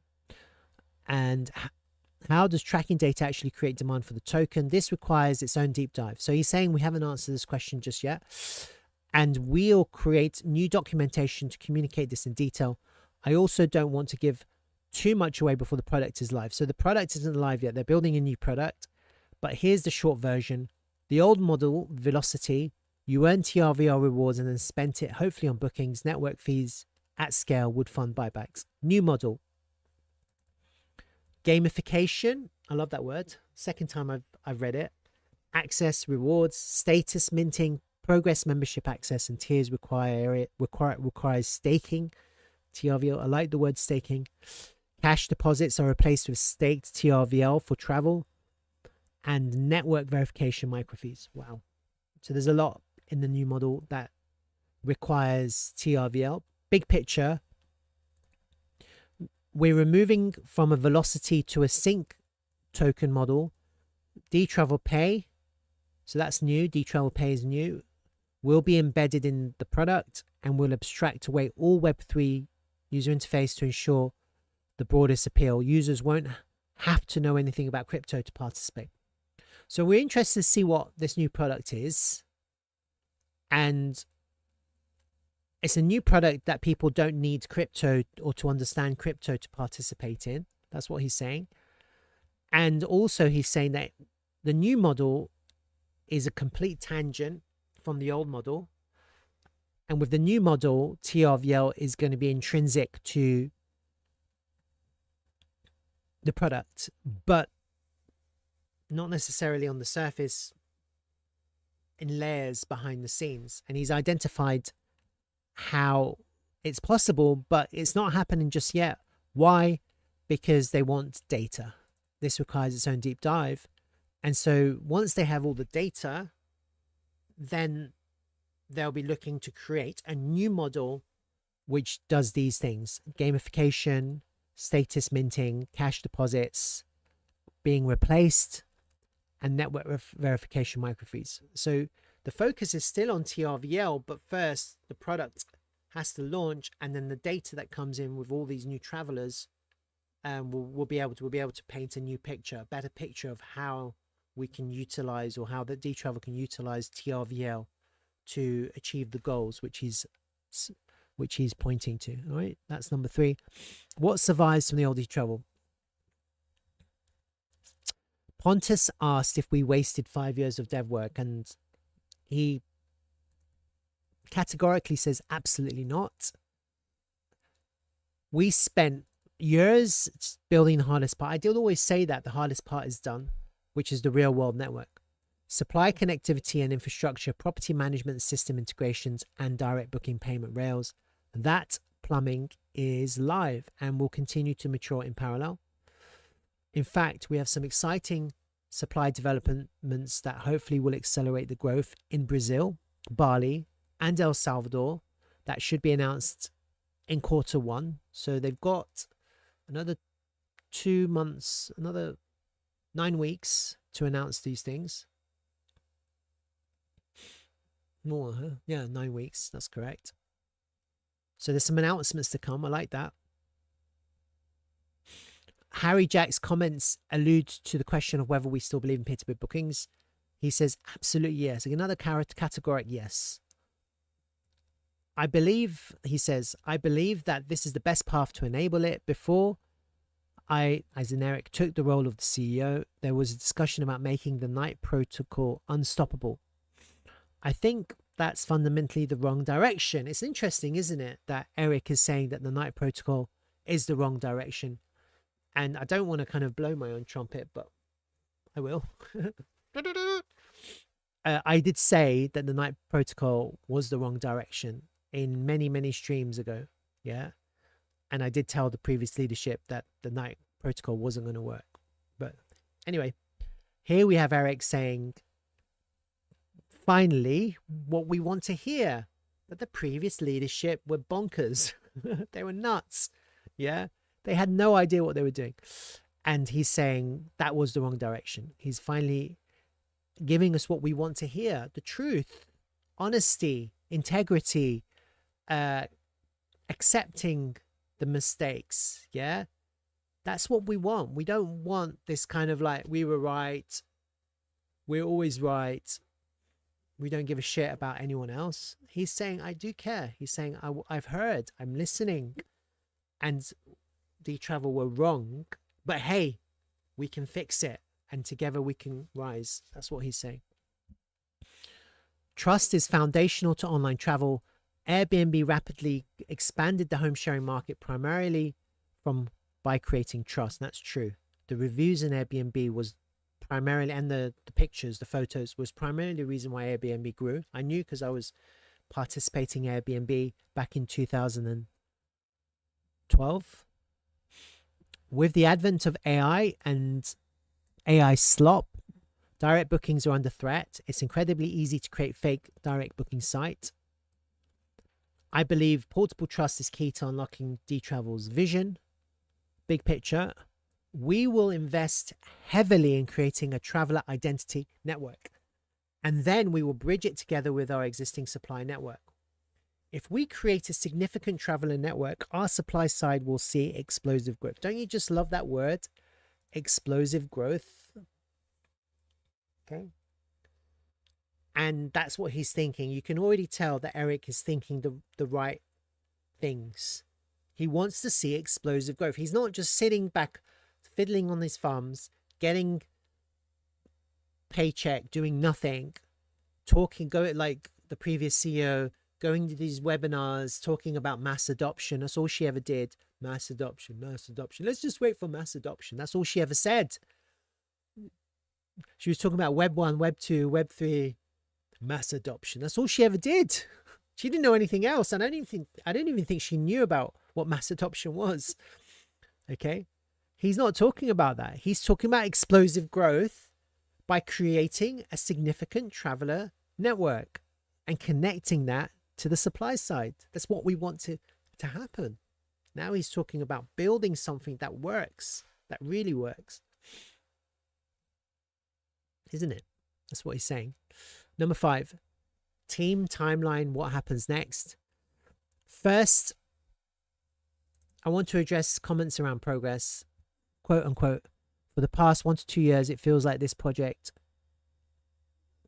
is a project that's been built on evenings and weekends like a hobby. I mean, I would understand it, but is it enough? That's a quote from a comment. And he's answering that. Yes, we are still a full-time team. We're making significant progress every week. The reason most people in Telegram don't see the progress is because the work has been primarily on the supply side. In just the past few months, we've launched a new subscription model for hosts and a litany of features, including an AI website editor and broadening suite of management tools. We have a growing network of hosts that love D-Travel, and it has its own revenue stream. It's not 100% complete. And we want to grow it faster, but I'm proud of the work our team has done on the supply side. Development resources will shift primarily towards our new strategy. So yes, we will have a full-time dedicated resource. Yes, we have full-time dedicated resources towards this. As we gain traction and revenue, it will likely need to expand to 2 core development teams split between travelers and supply. Our CTO is still digging into the build requirements, so I want to be cautious with timelines. Okay, so he's just being very honest, and we need honesty, right? And we need a CEO to be honest. Yeah, it's just don't you want someone to be honest? Yeah, do you want the CEO to just sit on their fingers and thumbs, say nothing or freeze? Or do you want a CEO to come into chat and tell us truthfully what's going on and interact and engage with the community and be honest and be respectful? And he's extremely respectful and caring, you can tell. So yeah, but I expect the MVP to be live this quarter. Traveler identity is now our number 1 priority, so that's the big shift. All right, so here you got some comments from different people asking him questions, and I think it's really important that if you're interested to go into the Telegram and read the interactions. I'm not going to go through them. Different people ask questions about privacy and architecture, and he's answering some questions. And I think the most important thing is not necessarily the answers, but the interaction and the engagement. Yeah, it's obvious that D-Travel has changed. It's obvious that Eric is different. He's not the same as the previous CEO. The leadership is different. And it's obvious that now we have someone who's taking responsibility, has a vision, and is taking charge. And you may still think or feel, and so we have some honest opinions here. Some people are still wondering, is this enough, or is this the right direction, or is this clear, or I've lost a lot of money. What should I do? Should I, like, it's honesty, isn't it? We have honesty both ways. We have the community being honest. We have Eric being honest. And I think that's what we needed. We needed to let it out, the emotions, and we need to be honest. Yeah. And no one is wrong. Everyone is just, now for the first time, we can talk, we can breathe, we can relax, we can engage. I like this. Leandro, he says, I confess I liked your attitude. And so we have honesty. And so go and have a read. I think the vibe is good, positive. I think most people were like, yeah, we like this. We like this new approach. And I think what we have to do now is we have to be patient and wait for the first product to be launched. That's kind of what we're looking for right now, is just to see the new direction being executed. And here Eric is still responding, you see that? And he's answered some questions. So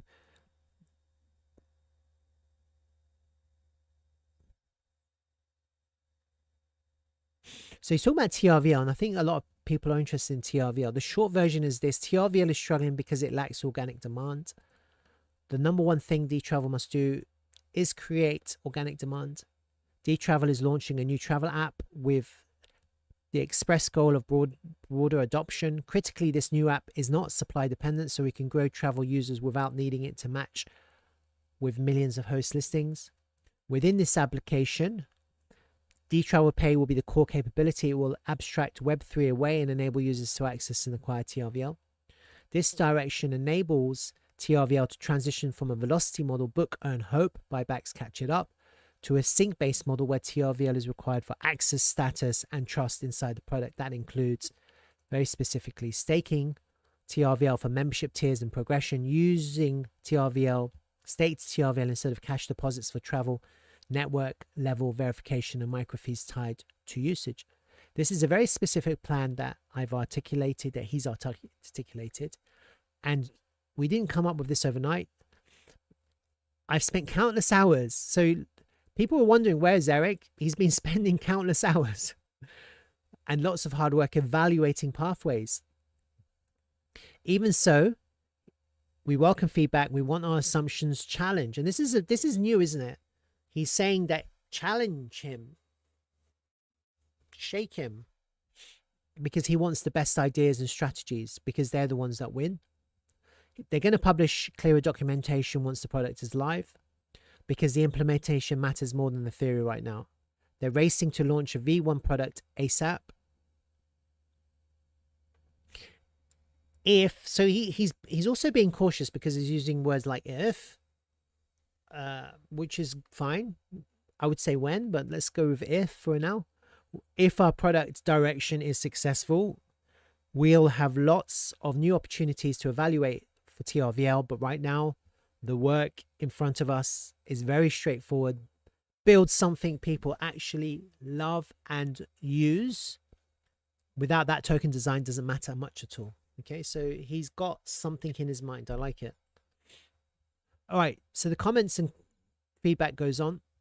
I think it's really important now that people start to engage, yeah, because he's listening. He's engaging. And it goes to the post from yesterday. Kitty Commie wrote some things about TRVL. Yesterday night, or actually it's early this morning, isn't it? When I look at this on my timeline, it says 4 a.m. So this is brand new. Following up on this week's Q&A, Eric has been reflecting on feedback regarding TRVL and thinking about some ideas about how DTRVL can breathe energy into the new direction. I read this already, but here's the 4 ideas. Number 1, deflationary for floor. Token burn. Wow, he's actually said burning tokens. That's beautiful, isn't it? Like, isn't that, as a crypto enthusiast, isn't that what you want to hear? Isn't that just like honey to the lips? It's like music to the ears, isn't it? Token burns. Don't you just want to hear a CEO say, hey, we're thinking about burning tokens? Deflationary floor, token burns. A consistent monthly buy and burn. What the hell? 1 million TRVL per month for an extended period, 5 years. Wow, 5. He's thinking about burning TRVL per month for 5 years. 1 million TRVL. That's like 60 million TRVL. That'll be 6% of the supply. This guarantees constant deflation regardless of market conditions. Treasury locks. Publicly time lock the majority of the vested supply in a community growth community treasury. That's about 258 million. This will remove the tokens from the circulating supply for a set period of time, e.g. 24 months. Bridged staking with compounding yield. While we're building the new app, we could create a new staking pool with compounding APY. Yes, I love APY, yeah? A lot of DeFi is APR, but APY is the gold standard because it compounds the interest into your staked pool. And as long as you leave it there, you earn more and more interest. He's only saying 3 to 6 months while the app is being developed, launched and then developed, I guess. during the build phase. You never know, because if this proves popular, and I don't see why it wouldn't prove popular in the context of a potential crazy bull market in the next few months or year, the year of the fire horse, they may extend it. If it's popular and they come up with a formula, then you may get people just, they may extend it. I don't know why they might not think about extending it if it becomes a real popular thing. But I mean, that's really exciting, isn't it? For the first time, we can actually have a nice staking pool, not like the previous ones, which were limited. Gamified state incentive. This is the third time I've heard about gamification in his posts. And I like it. I like games, and I like gamification of things. Like a lot of credit cards these days, they include some kind of game. If you go to any kind of major exchanges, lots of games. Decentralized exchanges, all games. And now he's talking about games, and I like the idea of games because that keeps people coming back and it engages people. The new app will heavily leverage gamification. We could potentially explore reward mechanics now with the TRVL community concepts. So he's gone through the concepts of an idea here. I won't go through it, but it's there. Nothing has been decided, so these new initiatives will depend heavily on community input. Healthy debate. So this is newer. For the first time, he's inviting debate. Yeah, the previous leadership didn't like it when people disagreed or even debated. They saw that as negative. Eric is saying, no, mate, come, talk, let's engage, let's debate these ideas. And he's saying healthy debate can help us arrive at the best ideas. Please share your ideas, questions, or feedback on TRVL in the TRVL channel. That's now. So if you watch this video, have a look and start posting your comments. It's going to happen on Monday, 2 p.m. GMT. That's 9 a.m. EST or 8 a.m. CST. That's Monday. That's in 2 days' time. Monday, January the 19th in this channel, Telegram.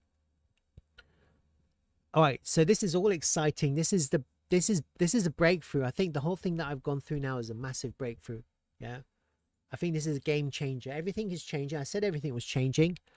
I'm not a clairvoyant, but it does feel like everything is changing, right? New leadership, new year, new vision, new direction. It's exactly what we wanted. How does that reflect on the charts? Well, let's have a look. We had a little bit of a kind of a consolidation, swing failure, hit resistance here. That's what it looks like. And a little bit of a pullback.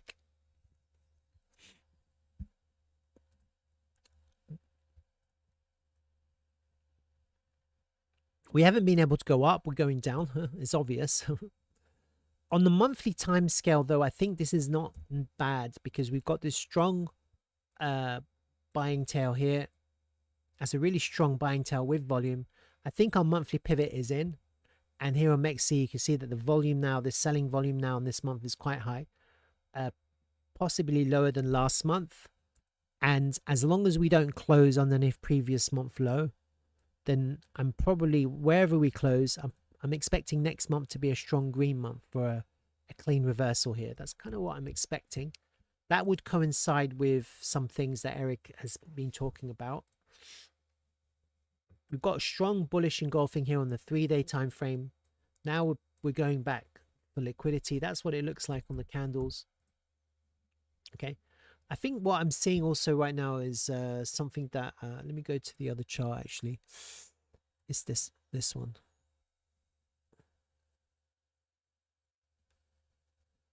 And I'll show you what I was seeing. Technically, I mean, again, this is all not, it's not financial advice. It's all entertainment value only. We formed a pivot exactly when I suggested we would. Potentially there's another pivot based on this higher time frame WXY idea. And so there was two pivots. One was the initial pivot, which was from the first pivot low to the first pivot high, which gave us this this 2.268 on the third week of December. And you can clearly see that I was correct. Now, if you hide that one,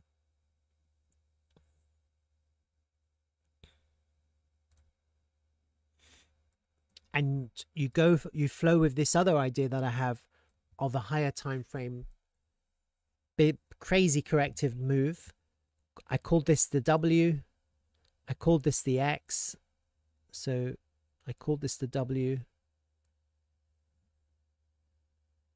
I called that the X. And then I'm calling this the Y.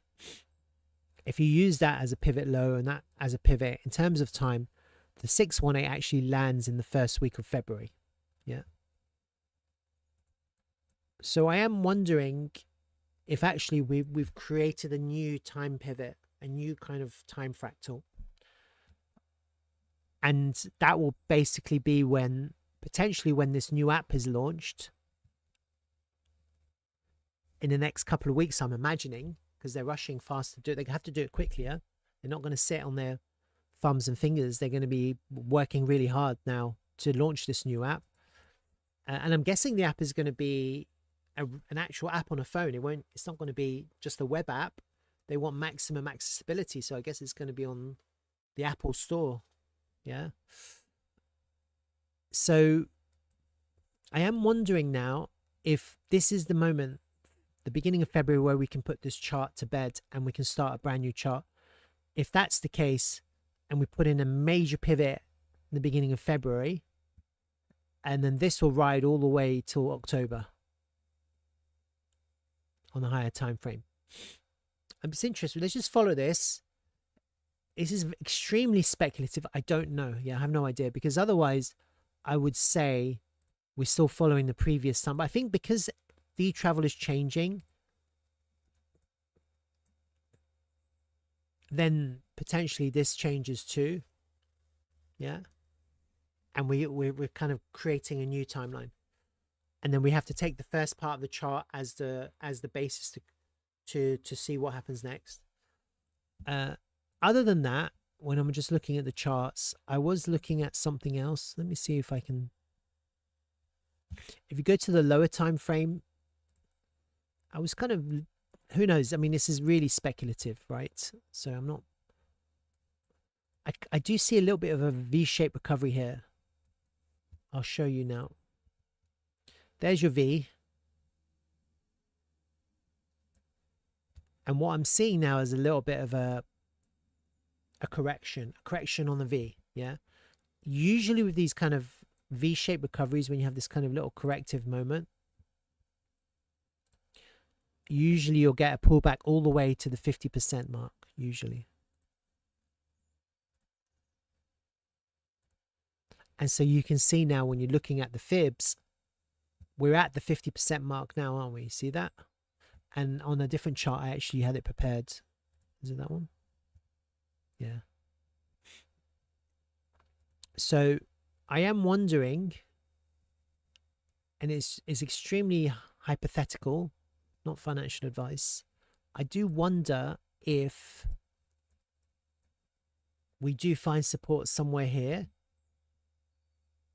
for some heavy accumulation, especially of what Eric has been talking about. We need to talk about TRVL. He's not saying forget about TRVL. He's saying let's talk about TRVL. Let's do something. Let's not just create this app, this new app. Let's also do something crypto. Let's fix the CoinMarketCap page and CoinGecko page. Let's update the description, and let's do something that's going to give people confidence that we're now on the right track. Yeah. And the community is welcome to come and give their input. Yeah. And everyone is welcome to come into Telegram and participate in those conversations. It's starting to feel like a DAO, isn't it? Even though it's not a fully fledged DAO yet, I feel like Eric is now taking the right steps for this to become a DAO in the future. Yeah. At the right time. And isn't that what we want? We want this to become a DAO. We want this to become a fully fledged DAO. We want this to be like the biggest, the most open, transparent, real world project where the whole world can participate. That's what we want. Yeah, we want that. We want open debate. We want open conversations. We want honesty. We want truth. We want integrity. We want honor. We want these things. Yeah. And he's starting to kind of give us what we want. Yeah, not what we want, but what everyone wants. And so I do wonder if we are kind of find support. I think with these kind of like illiquid tokens, especially because Bitcoin is a large and important factor in what happens in all of crypto. If Bitcoin was to crash, then I wouldn't be surprised if we go down further. Yeah. And try and take out the low. Yeah. Try and take out the low there. I wouldn't be surprised. And that would be an opportunity to accumulate. But if Bitcoin now goes up again and starts to look bullish, then a reclaim and then we go up. We break up, don't we? And if we do break up, so I'm not saying it's going up or down. I don't know. Yeah. But I think this could be a good place if we find support and get back above that 382. Then things start to look bullish here. Just based on this pattern, this V-shaped recovery pattern with this kind of correction. Then I would be thinking to myself,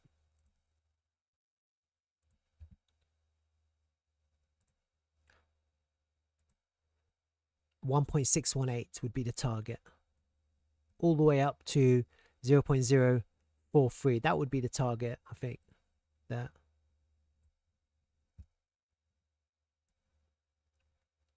Or the 2. The 2 takes us to this low here. So there is some kind of fib ratio in play here between these levels. You can see that clearly. The 1 to 2 on this potential pivot would take us to that pivot low, which would make sense, wouldn't it? But that would be the region. If we were, and if that was to happen, then it would look like this chart is turning. It would look like we're trying to form something here which could change the sentiment. It doesn't mean we're out of the woods, because the reality is, from a charting perspective, from a let me just hide this now. I've got a V-shaped recovery idea. From a higher time frame perspective, the reality is that we need to structurally change the higher time frame. What we need to do is get above there, get back above 2 cents, really. So there's 2 cents is really important, 9 cents is really important, and this could take some time. I do feel like we are putting a massive pivot here, but we won't really know until the price does manage to smash above that level and get back into the range, the higher range. If that happens, whatever happens before it, you're going to think to yourself, well, that was an opportunity of a lifetime, wouldn't it? Yeah, whatever happens next, then if that was in the future to happen, then everything changes then. It's no longer looking bearish. It actually starts to look bullish, really bullish, super bullish. But we'll see. We'll see what happens. We have to look at the volume. We have to look at the continued updates. We have to look at the Bitcoin bull market and see where we're heading with that. I've talked about the Bitcoin bull market in my QANX stream. I'll kind of go back to what I was sharing before. Where was it? There's a few posts I've been looking at. Oops, not that. Who is this guy? There's a few posts I've been looking at. Let me show it. Let me bring them again. Extremely speculative. I have no idea. Again, I have no idea. No one really knows. We've got different points of view about the future. And it's just good to kind of contemplate every point of view, isn't it? It's good to kind of consider different ideas. This is something that I saw on the 13th of January. This person seems to believe that Bitcoin is about to go parabolic again. Yeah. And he's kind of comparing it to the moment, to the COVID crash. That was the COVID crash there. You see that? And after that, and he's looking at business cycles. So he's looking at this kind of, it kind of coincides with the RTX because in my previous earlier I was talking about the RTX. When you go to the RTX and you look at the higher time frame, I'm going to show you something. It's really interesting. When you go back historically on the RTX, and every time it took out the previous high here, see that was December 16. December 16, you had a run. That was a massive run. This was December 12. You see, that was a massive run. That was a massive run on Bitcoin. This was a big one, December 20. That was the crazy alt season from the previous bull market. And when you look at the RTX, look at that. For the first time, it looks like we're going through this. It looks similar, doesn't it? Something is repeating. There's some history being repeated here. I wonder if we're going to have the same kind of run. So when you kind of go and look at these X posts, it's interesting. We could be in a somewhat similar situation. It's not financial advice. It's just interesting. This other guy I was looking at is quite interesting as well.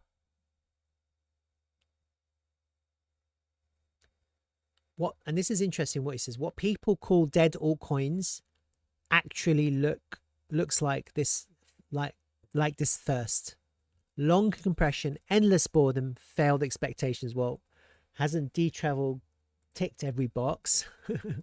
Rotation doesn't start with excitement. It starts when most stop watching. I think we're in that boat, huh? Blink. Don't get. And here he's talking about altcoins versus Bitcoin, Ethereum versus Bitcoin. He's talking about a breakout. He's talking about the test. He's talking about the timings. He's talking about something which kind of corresponds with the RTX.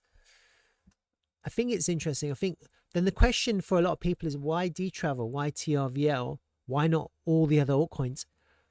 Well, for the reasons that I've been talking about, D-Travel is now effectively a completely new project with new leadership, and they're doing it right. They're saying the right things. They're ticking the right boxes. And for the first time, and you're potentially buying into a once in a lifetime opportunity to change your life potentially, yeah, because it's such a low market cap right now. It's like $650,000. Let's have a look.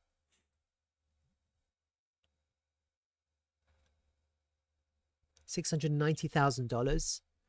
The volume is good, 17%. So we're getting really nice volume compared to the market cap. And once this fixed, this has to get fixed. This is going to get fixed. Eric has said this is going to get fixed regardless of what happens. And some of those TRVL changes come that he's talked about after the conversation on Monday. We could potentially get out of these lows, and this could be a once in a lifetime. And then when the app launches, can you imagine the app launches and suddenly we get like 50,000, 100,000 users, 1 million users? Because it's possible with these apps in these app stores, yeah? When something goes viral, it's possible. Then everything changes, and we're now looking at the opportunity of a lifetime. That's kind of like, it's speculative, but when you correspond the timing to what I've been talking about, not that, this and the RTX, it's definitely not the time to sell. This is now the time to buy. And when this moves, this is going to move, yeah? And so when people are market buying, they usually market buy when the price is pumping.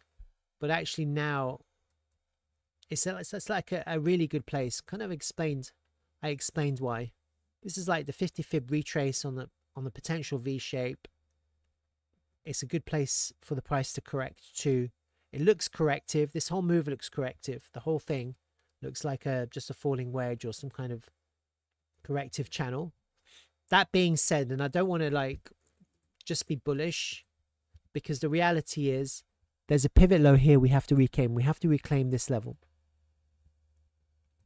So you may, if you want to be patient, you can just wait for that level to reclaim and then start buying. Wait for this somewhat outer trend line to break and then start buying. That could be a conservative way. Or because it's also possible for the selling to continue, yeah. And if that selling does continue, we're going to retest the lows. Okay, but I think ultimately what happens is we wait. People are going to be very keenly interested to see what Eric has to say on Monday and the community discussion that follows. Yeah, and this is Monday, 2 p.m. UK time. I'm going to be there. I'm really excited. So anyway, that's my D-Travel TRVL update for today. Please, if you like this video, I hope you do, like it when I post it. If you're not subscribed, subscribe to my YouTube channel. I need 1,000 get to the next level up. And why not? Like we should try and now get the word out about D-Travel TRVL. It's hard, isn't it? Because of people look at the charts and they go, what's happened? So I guess we're going to have to explain. This is a job for the community to explain to people, okay, everything is changing. Everything has changed. This is not the same anymore. The leadership, the direction, it's all different now. Yeah, it's obvious, isn't it? All right. I hope you have a wonderful weekend. And any questions, feel free to post underneath this YouTube channel or my X page underneath the post. And I hope you have a great weekend. I'm sending you love, peace, and happiness today. And until next week. Next week, I'm going to be in India. Yeah, I'm traveling. I'm going to India on Tuesday. So that'll be exciting. I don't know what the internet connectivity is going to be like. I'm going for a couple of weeks. So for the next 2 streams, it'll be from India. It'll be nice to be in the sun for a little bit because I've been in London for a while now. And that'll be quite fun. I'm going to a 2-week meditation retreat with my mum. Spending some quality time with my mum. It's interesting because when I went to India last time, I was 14 years old. I went with my late father. So maybe I'm just kind of closing a karmic circle. Who knows? All right. Take care, everyone. Until next time.